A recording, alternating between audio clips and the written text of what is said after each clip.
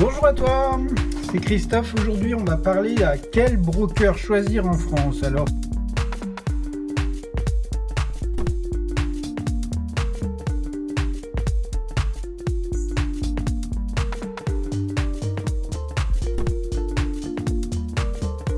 si tu commences à trader, si tu te poses des questions sur quel broker tu vas pouvoir prendre pour trader correctement et en ayant ton argent qui est sécurisé.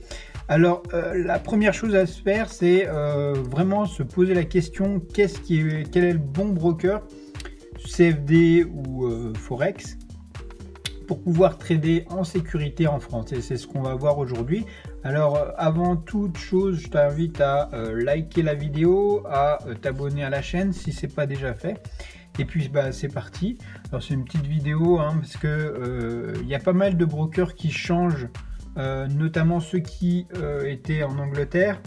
Et tu sais qu'avec le Brexit, ça fait plus partie de l'Europe, donc ça devient compliqué de trouver des brokers sérieux.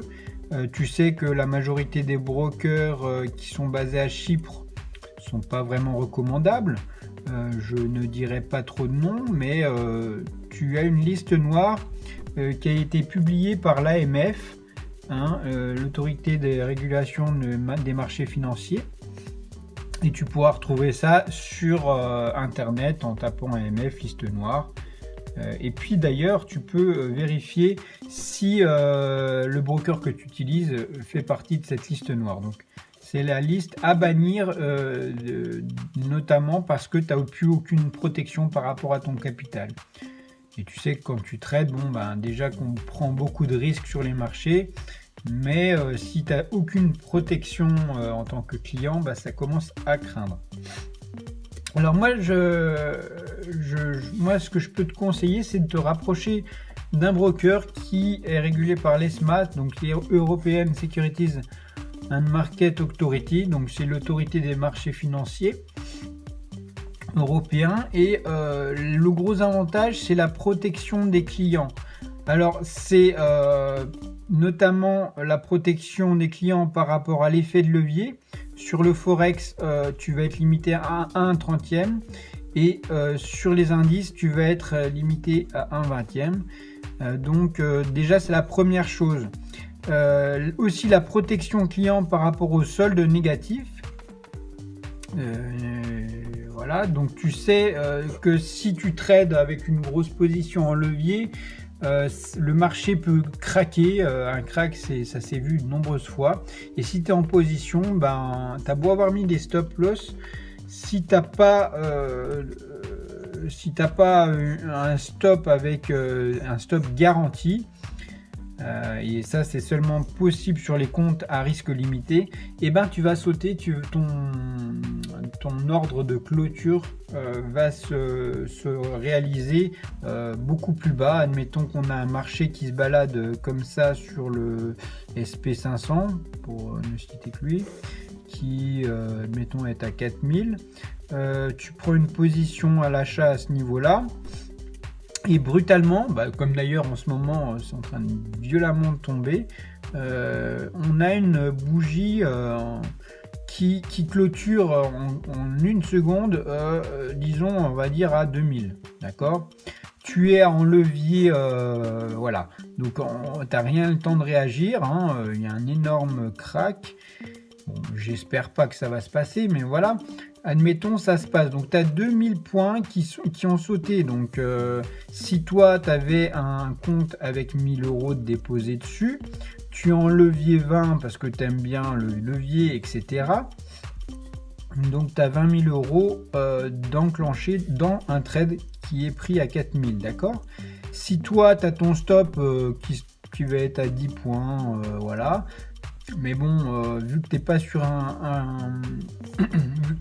un broker qui est régulé ou quoi, ou qui n'a pas un compte, tu n'as pas un compte à risque limité, cette grosse bougie, elle va t'envoyer un trade qui va te stopper ici, donc 2000 points en dessous, donc la moitié de ce capital, donc tu vas être à moins 10 000.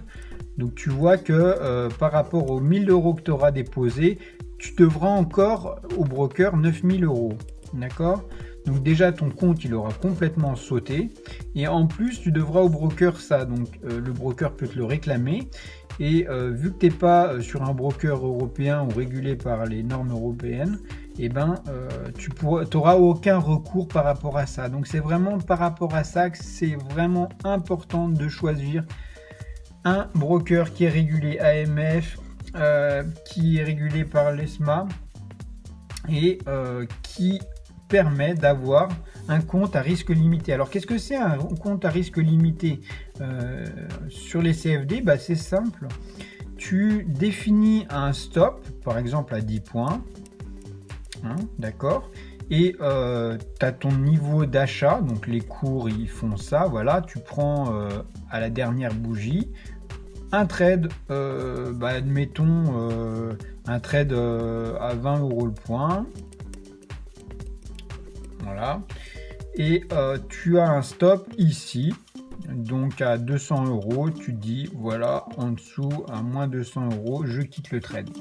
Truc classique. Et donc le fait d'avoir un stop garanti, stop loss garanti SLG, ça te permet en fait, quoi qu'il se passe, qu'il y ait un crack ou quoi, si d'un coup tu n'as pas le temps de fermer la position, on est déjà à 1000 points en dessous, tu vas pas devoir payer la différence, c'est-à-dire entre les 10 points et les 1000 points, tu payeras pas les 990 points où ton stop a été déclenché, où tu as pu être sorti du marché. Parce que quand ça va très vite, tu sais très bien que tu n'as pas le temps de réagir. Et pareil, le broker n'a pas le temps de clôturer ton ordre. Par contre, le fait d'avoir un stop loss garanti, ça te garantit, quoi qu'il se passe sur le marché, que même si ton broker a clôturé ta position ici, il te facturera seulement 10 points, comme tu l'avais signalé lors de ton trade à l'achat. Il te prendra seulement que 10 points, plus, il me semble que c'est à peu près plus ou moins 1 point de spread. 1 point pour payer l'assurance de ce stop loss garanti. Donc tu comprends vite que le stop loss garanti, qui est ouvert seulement pour les particuliers, c'est plus que important pour débuter en trading.